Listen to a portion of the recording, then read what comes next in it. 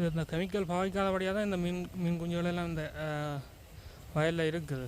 Chemical பாவிச்சிருக்கு இந்த மீன் குஞ்சுகள் எல்லாம் இப்போ செத்துருக்கும். இப்போ பார்க்க தெரியும் உங்களுக்கு இங்கே நிறைய மீன் குஞ்சுகள் எல்லாம் மேய்ஞ்சு தெரியுது. இது ஒரு ஆரோக்கியமான ஆர்கானிக் ஃபீல்டு என்பதற்கு இது ஒரு உதாரணமாக இருக்கும். இப்போ பார்க்க தெரியுது இங்கே பார்த்தீங்களா தானே, நிறைய மீன் குஞ்சுகள் இந்த வயலில் காணக்கூடியதாக இருக்குது. இவர்கள் வந்து இதில் விரால் மீன் நிற்கிது, விரால் குஞ்சு உண்டு.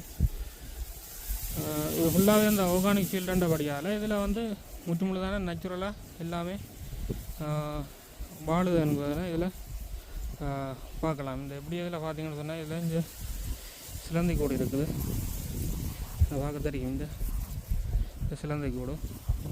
இந்த சிலந்தி கூடும் ஒரு பெரிய இறைகவி சிலந்திகளும் இதிலும் இந்த இதில் வர பூச்சிகள் இதுகளை பிடிச்சி திண்டு இந்த வயலை பாதுகாக்கும். இந்த அதில் தும்பி இருக்குது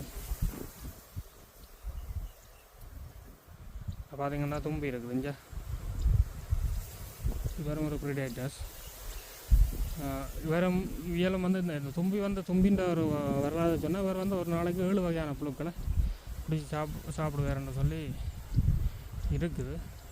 மறுபடி இந்த பிடிச்சி சாப்பிட்ற வீடியோக்களும் எங்களோட ஃபீல்டுகளில் நாங்கள் கண்டு எடுத்ததுகளும் இருக்குது. அதுகளையும் நாங்கள் இதில் அப்லோட் பண்ணுவோம்.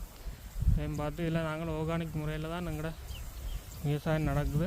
மற்றது எங்களோட ஃபெர்டிலைசர் பெஸ்டிசைட் ஆர்கானிக் ஃபெர்டிலைசர் பெஸ்டிசைட்டுகள் தீமை வைக்கிற பூச்சிகளை மட்டும் கட்டுப்படுத்தி நன்மை வைக்கிற பூச்சிகளை இறை கவ்வைகளை பாதுகாக்கிறது என்பதனை இதில் இருந்து அறிஞ்சு கொள்ளலாம். நன்றி.